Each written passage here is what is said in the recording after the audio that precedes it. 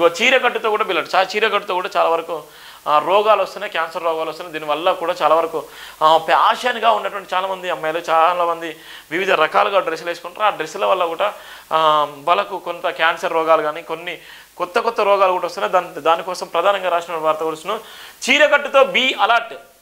ఆహారం, నీళ్లు, గాలితో పాటు కాస్మెటిక్ బట్టలు, నగలు వంటివి కూడా మన ఆరోగ్యంపై ప్రభావం చూపిస్తాయని తెలుసు. అయితే బట్టలు, నగల వల్ల చర్మవ్యాధులు, ఇతర ఎలర్జీలు వస్తాయని ఇప్పటివరకు అందరూ భావించారు. ఈ అంచనా తప్పని తాజా అధ్యయనం ఒకటి రుజువు చేస్తుంది. ఆ నివేదిక ప్రకారం దీర్ఘకాలంతో పాటు నడుం చుట్టూ సన్నని తాడుతో కూడిన పెటికుటీలు, దోతిలు ధరిస్తున్న వారిలో క్యాన్సర్ ప్రమాదం తెలిసింది.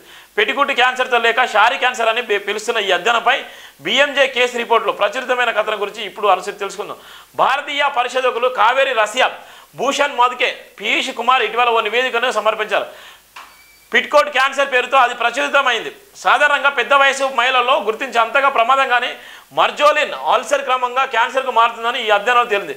70 ఏళ్ల మహిళకు నడుం కుడి పక్కన చర్మం రంగు మారిపోయి పిగ్మెంటేషన్ పుండులా మారడం గుర్తించారు. ఆమె చాలా కాలంగా షారీ పిట్కెట్ తాడుని లైట్గా కట్టుకోవడం వల్ల అక్కడి చర్మం బాగా దెబ్బతింది. వైద్యపరంగా లోతైన పరిశీలన చేసిన తర్వాత రంగు మారిన చర్మంపై ఉన్న పులుసులో కానా క్యాన్సర్ నిర్ధారించబడింది. నేను కొన్ని దశాబ్దాలుగా చీరలు కట్టుకుంటున్నాను. పిట్కోట్ గట్టిగా కట్టుకోవడం వల్ల ఆరోగ్యం ఇంతలా దెబ్బతింటుందని నేను అసలు ఊహించలేదు. మొదటి నడుం చుట్టూ చర్మంలో చిన్న మార్పు వచ్చింది. రంగు మారిన చోట కొంచెం బాధగా కూడా ఉండేది. క్రమంగా అది నయం కాని పుండుగా మారి చర్మ క్యాన్సర్గా నిర్ధారణ అయింది అని ఆ మహిళా పరిశీలకులు చెప్పింది. ఇది నన్ను శారీరకంగా మానసికంగా ఎంతో కుంగదీసింది. కానీ నా అనుభవం ద్వారా ఎవరైనా వారి చర్మంలో చోటు చేసుకుని ఆ అసాధారణ మార్పులో తక్షణమే చికిత్స చేసుకుంటానని భావిస్తున్నాను అని ఆమె ఎంతో భావోద్వేగంతో మాట్లాడింది. ఛత్తీస్గఢ్ చెందిన 60 ఏళ్ల లుగ్దుది మరో అనుభవం. ఆమె పిట్కోట్ లేకుండా చీరలు కట్టుకున్నది. సౌకర్యం కోసం చీర కొంగును చాలా గట్టిగా నడుం చుట్టూ బిగించుకున్నది. క్రమంగా ఆమె చర్మంలో సోషారాసు కనువులను వ్యాపించి పుండు అభివృద్ధి చెందిందని నివేదికలో వివరించారు. నడుం చుట్టూ చర్మంపై దీర్ఘకాలంగా పడే ఒత్తిడి అక్కడ ప్రాంతాన్ని సన్నపరుస్తుంది. అది చివరికి ప్రాణోత్పత్తికి దారిస్తుంది. ఇది ప్రాణాంతకమైన మార్పుకు గురి లోనైన గాని సృష్టించింది. పరిశోధకులు హెచ్చరిస్తున్నారు. 2014లో చెన్నై, బెంగళూరులో కూడా ఈ తరహా కేసును గుర్తించారు. 2000లో ముంబైలో కూడా ఇదే బయటపడింది. అయితే ఈ సమస్య మహిళల్లో మాత్రమే కనిపించడం లేదు. దోతీలు కట్టుకునే పురుషులు కూడా ప్రమాదంలో ఉన్నారని నిపుణులు చెబుతున్నారు.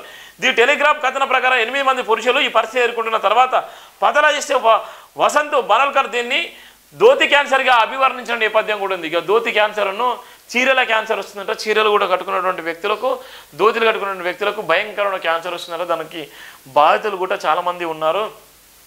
దీన్ని చీరకట్టు క్యాన్సర్ అనేటువంటి ప్రమాదం కూడా ఉంది. చాలా వరకు టైట్గా వేసుకున్నటువంటి బట్టలు ఏదైతే ఉన్నో టైట్గా వేసుకున్నటువంటి చీరలు కానీ అది గట్టిగా కట్టుకున్న నేపథ్యంలో అక్కడ పుండుగా ఏర్పడి ఆ పుండు క్యాన్సర్ దారిస్తుంది అన్నటువంటి విశ్లేషణ అయితే జేబిన్ దినపత్రికలు రాసినటువంటి వార్త. చీరకట్టుతో కూడా క్యాన్సర్ వచ్చేటువంటి ప్రమాదం ఉంది. ఇది జేబిన్ దినపత్రికలో ఉన్నటువంటి వార్త.